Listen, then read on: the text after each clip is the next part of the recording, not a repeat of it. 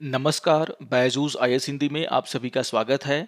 और आज हम 29 अक्टूबर के द हिंदू समाचार पत्र में आए कुछ महत्वपूर्ण समाचारों का विश्लेषण करने वाले हैं।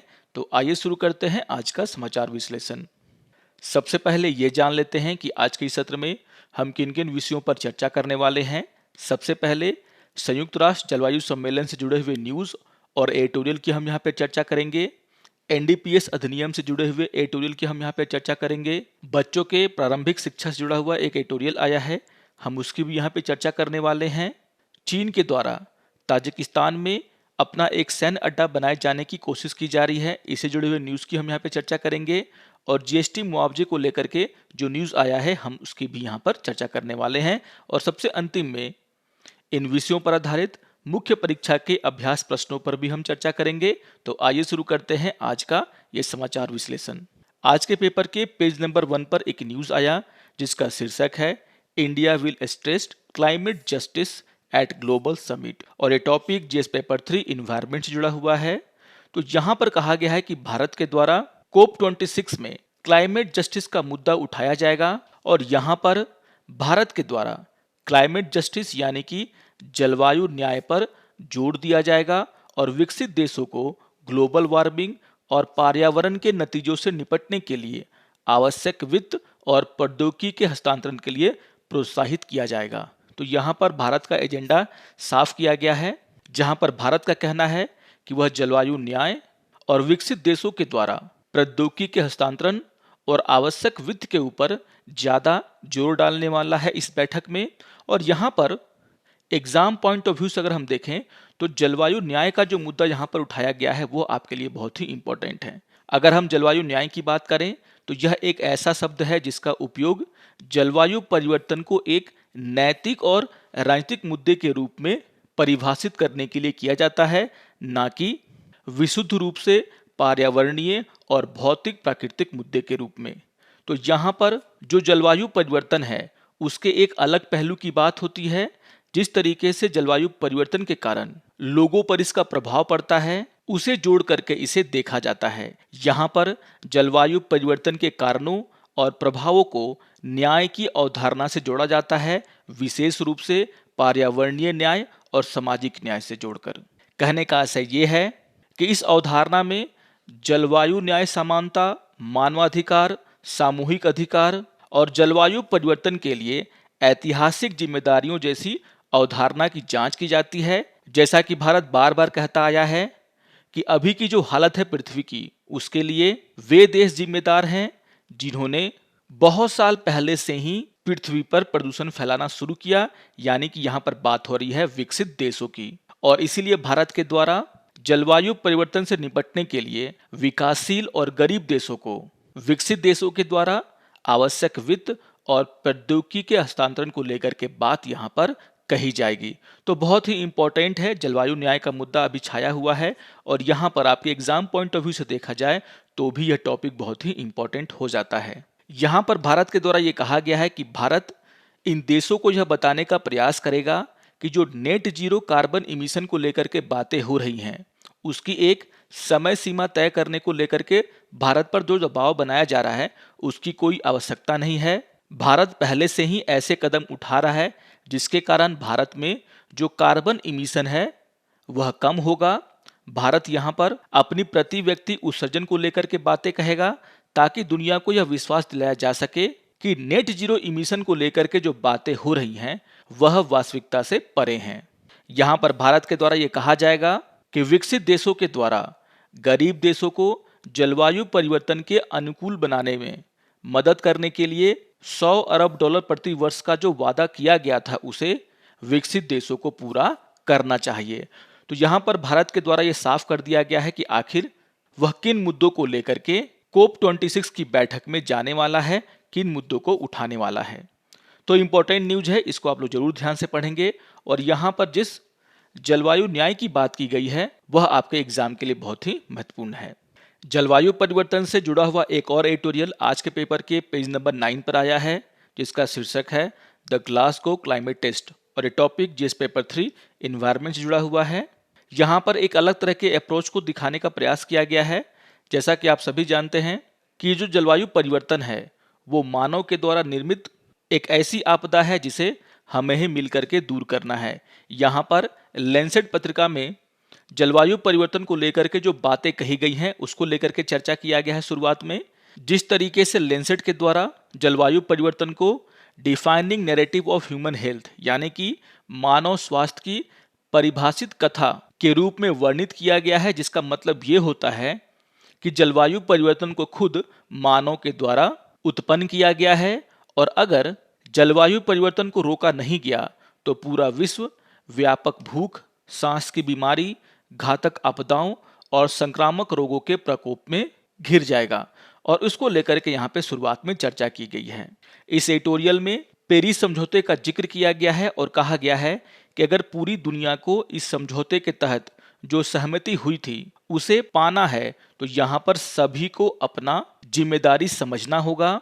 और यहाँ पर कहा गया है कि जो लक्ष्य रखा गया था कि इस सदी के अंत तक जो दुनिया का तापमान है उसमें 1.5 डिग्री सेल्सियस से ज़्यादा का बढ़ोतरी नहीं करने देना है, इस लक्ष्य को अभी भी प्राप्त किया जा सकता है यदि पूरी दुनिया के देश मिल करके इस दशक में 2010 के स्तर की तुलना में वैश्विक उत्सर्जन को 45% तक कम कर दें और यदि पूरी दुनिया के देश 2050 तक नेट जीरो कार्बन इमिशन को प्राप्त कर लें तो यहाँ पर अभी भी इस लक्ष्य को प्राप्त करना असंभव नहीं है।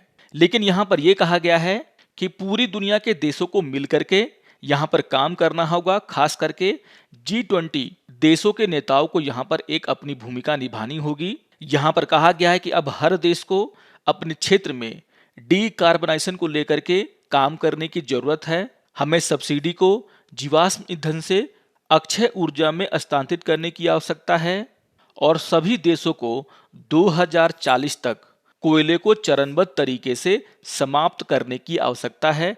तभी जाकर के ये जो लक्ष्य है उसे हम पूरा कर पाएंगे।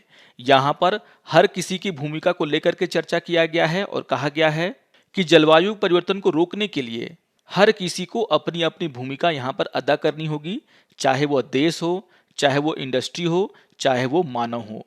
यहाँ पर कहा गया है कि उद्योगों को अपने जलवायु प्रभाव को कम करने की आवश्यकता है।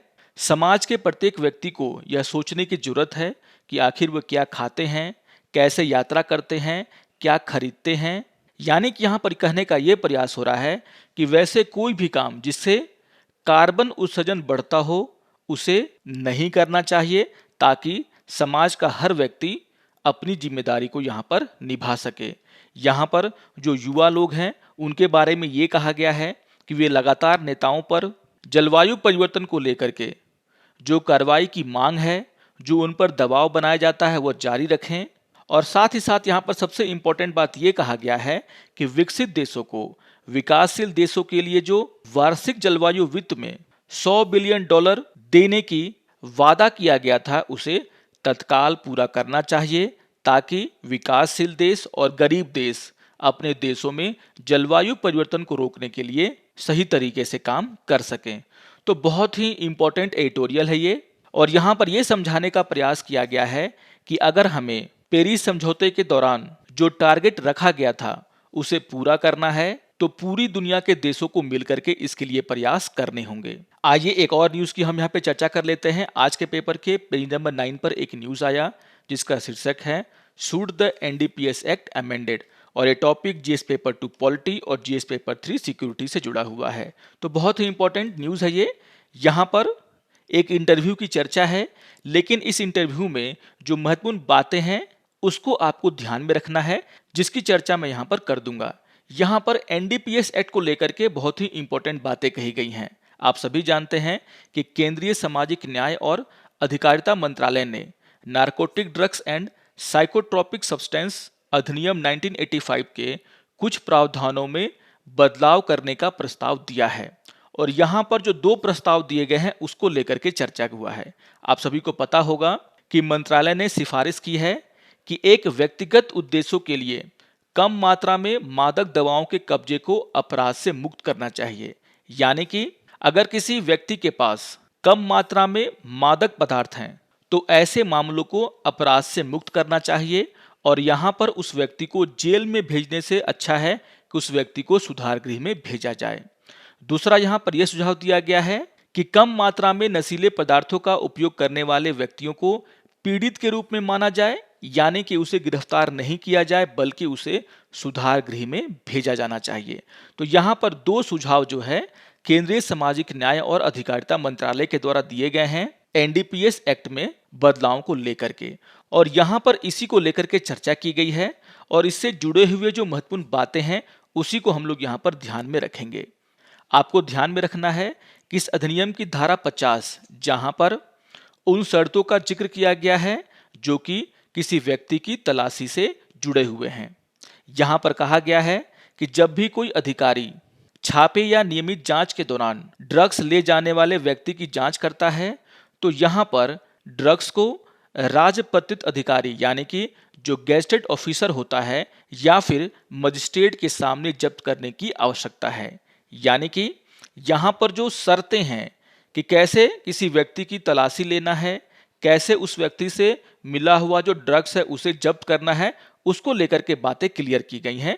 और यहाँ पर साफ साफ कहा गया है कि ड्रग्स को राजपत्रित अधिकारी या फिर मजिस्ट्रेट के सामने ही जब्त किया जाना चाहिए।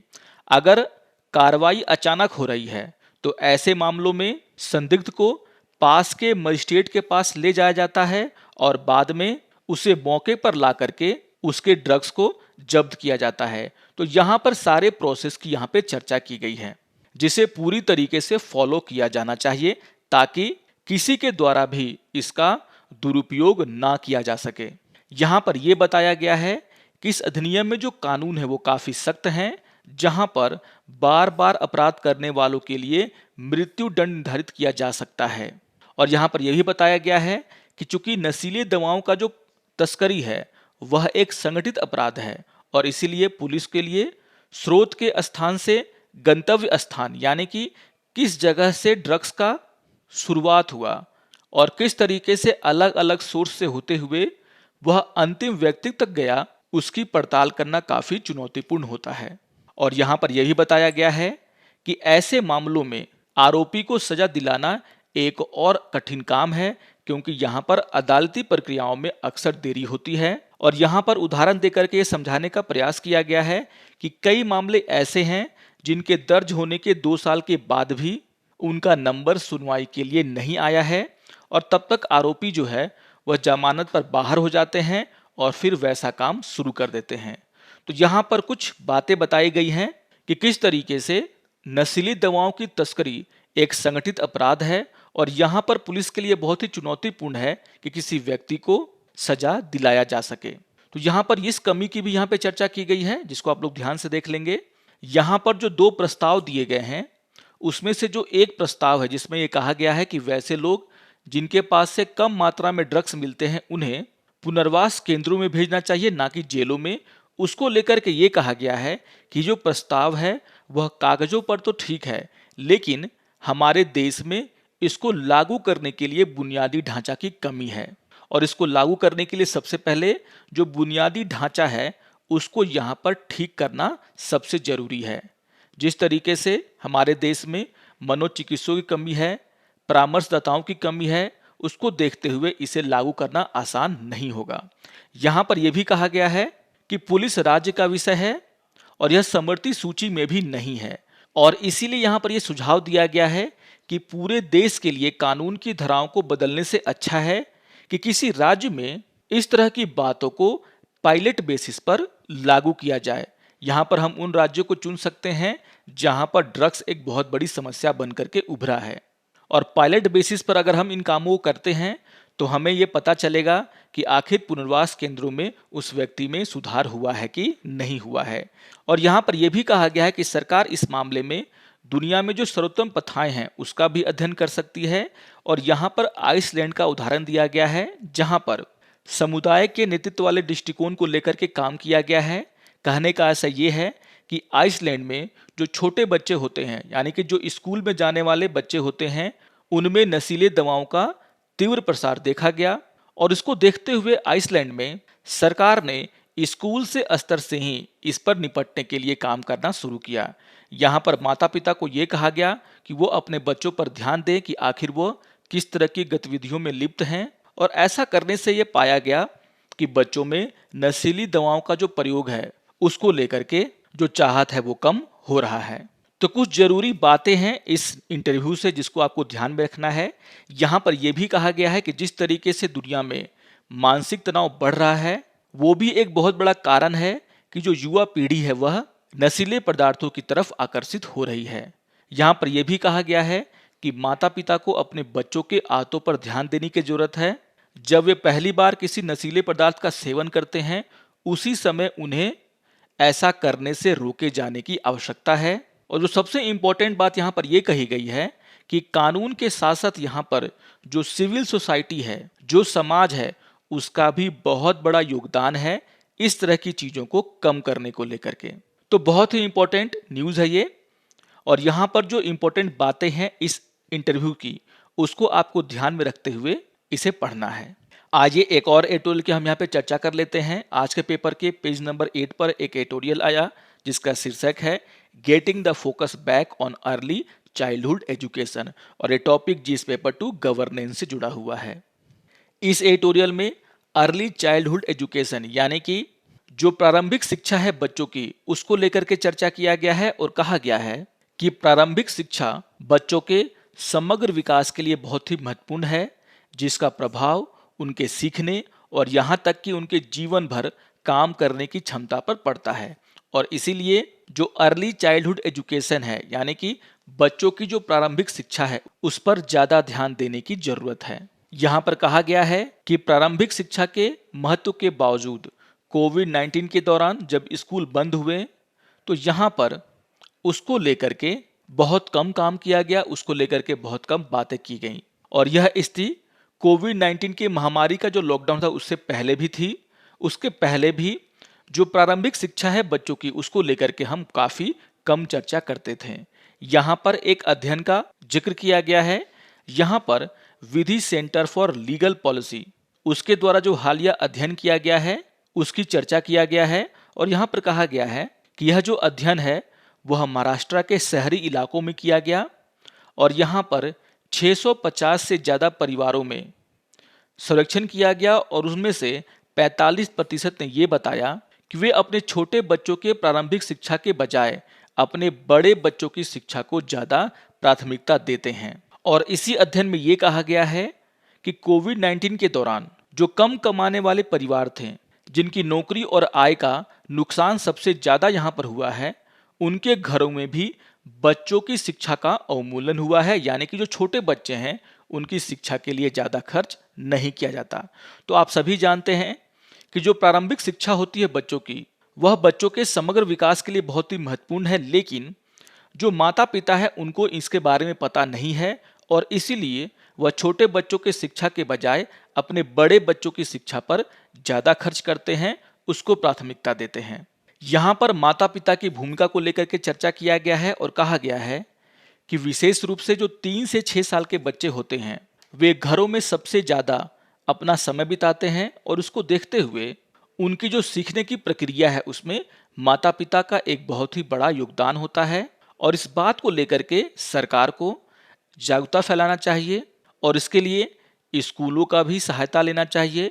स्कूलों को इन बच्चों के माता पिता से लगातार संपर्क करना चाहिए, उन्हें यह समझाना चाहिए किस तरीके से इन बच्चों को घरों में आसानी से सिखाया जा सकता है जिससे इनको आगे भी लाभ होने वाला है। तो इस तरह की बातें यहाँ पर कही गई हैं। तो यहाँ पर जो इम्पोर्टेंट बातें हैं उसको मैंने आपको यहाँ पर बता दिया है। सबसे अंतिम में यहाँ पर यह बताया गया है कि किस तरीके से जो गरीब परिवार हैं उनको यहाँ पर सहायता देने की जरूरत है। उनको यहाँ पर यह समझाने की जरूरत है कि बड़े बच्चों के साथ साथ छोटे बच्चों के एजुकेशन पर भी उन्हें ध्यान देना चाहिए। दूसरी जो इम्पोर्टेंट बात यहाँ पर यह कहा गया है कि स्कूलों को लगातार बच्चों के माता पिता के साथ संपर्क में रहना चाहिए। उन्हें यह समझाना चाहिए कि बच्चों को कैसे घर में सिखाया जाता है और यहाँ पर इस तरह की सारी बातें कही गई हैं। तो इम्पोर्टेंट एडिटोरियल है, अर्ली चाइल्डहुड एजुकेशन को लेकर के यहाँ पे चर्चा किया गया है जो कि काफ़ी इंपॉर्टेंट है आपके एग्जाम के लिए भी। आइए एक और न्यूज़ की हम यहाँ पे चर्चा कर लेते हैं। आज के पेपर के पेज नंबर 13 पर एक न्यूज़ आया जिसका शीर्षक है eyeing on Afghanistan, China to build military base in Tajikistan. और ये topic GS paper 2 international relation से जुड़ा हुआ है। तो यहाँ पर कहा गया है कि चीन के द्वारा ताजिकिस्तान में अपना एक मिलिट्री बेस बनाने की योजना बनाई जा रही है। इस न्यूज में जानकारी दिया गया है कि ताजिकिस्तान के आंतरिक मंत्रालय और चीन के सार्वजनिक शिक्षा मंत्रालय या पुलिस बल के बीच एक समझौता हुआ है, जिसके बाद ताजिकिस्तान ने अपने देश में एक नए सैनिक अड्डे के निर्माण को मंजूरी दे दी है। और यहाँ पर यह कहा गया है कि जो नया सैनिक अड्डा यहाँ पर बनेगा, वहां पर ताजिकिस्तान के रैपिड एक्शन ग्रुप रहेंगे और इस अड्डे को बनाने के लिए जो खर्च है, यानी कि जो खर्च यहाँ पर रखा गया है लगभग $10 मिलियन का, वह चीन के द्वारा दिया जाएगा। यानी कि चीन इस अड्डे को बनाने में अपना पैसा ताजिकिस्तान को देने वाला है। तो यहाँ पर आपको ये ध्यान में रखना है कि जो नया सैनिक अड्डा बनेगा वह ताजिकिस्तान के रैपिड एक्शन ग्रुप के पास होगा, लेकिन यहाँ पर जो दूसरा सैनिक अड्डा है जिसके बारे में ये कहा जा रहा है कि ताजिकिस्तान और चीन मिलकर के इसे चलाते थे, उसको लेकर के यहाँ पर ताजिकिस्तान सरकार का ये कहना है कि वह इस अड्डे को पूरी तरीके से चीन को सौंपने के लिए तैयार है। इस अड्डे के बारे में जानकारी दी गई है कि जो सैनिक अड्डा है वह पूर्व सोवियत एक बेस है, जो कि चीन, ताजिकिस्तान और अफगानिस्तान के त्रिकोणीय जंक्शन और वखान कॉरिडोर से दूर नहीं है, जहां चीन 100 किलोमीटर की सीमा अफगानिस्तान के साथ साझा करता है।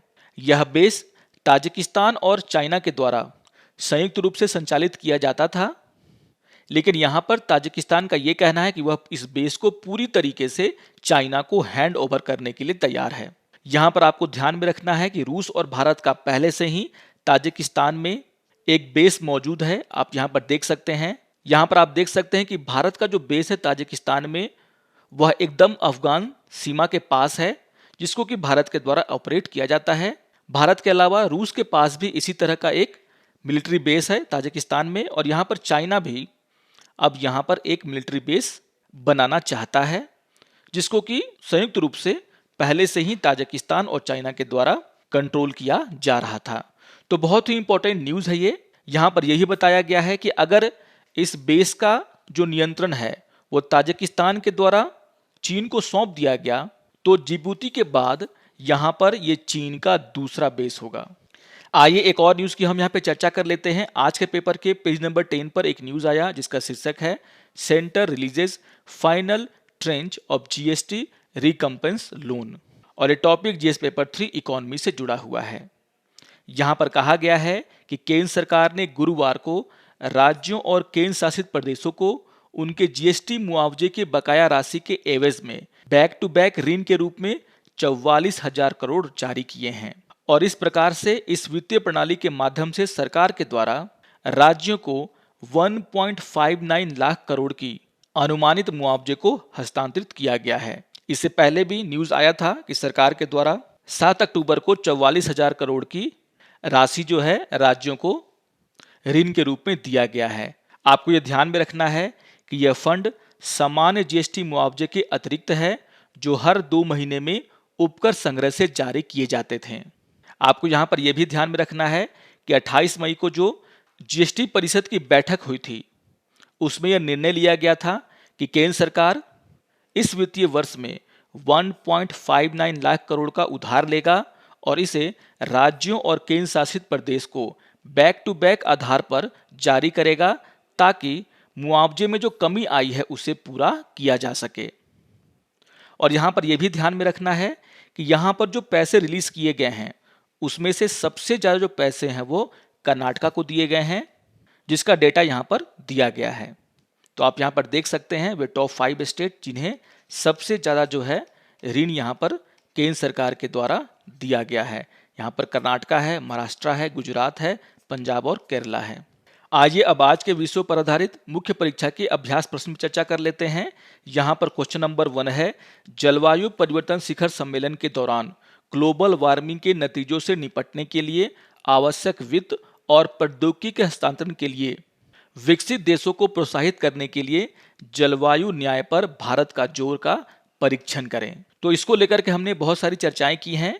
यहाँ पर जब आप उत्तर लिखेंगे, जिसे कि आपको 250 शब्दों में लिखना है, तो यहाँ पर आप भूमिका में सबसे पहले इस बात की चर्चा करेंगे कि आखिर ये जलवायु न्याय क्या होता है। तो कुछ शब्दों में जलवायु न्याय को समझाने के बाद आप यहाँ पर मुख्य भाग में यह बताने का प्रयास करेंगे कि आखिर विकसित देशों की क्या जिम्मेदारियां हैं, यानी कि वित्त और प्रौद्योगिकी हस्तांतरण को लेकर के जो बातें कही गई थी विकसित देशों के द्वारा, आप उसका यहाँ पर जिक्र करेंगे।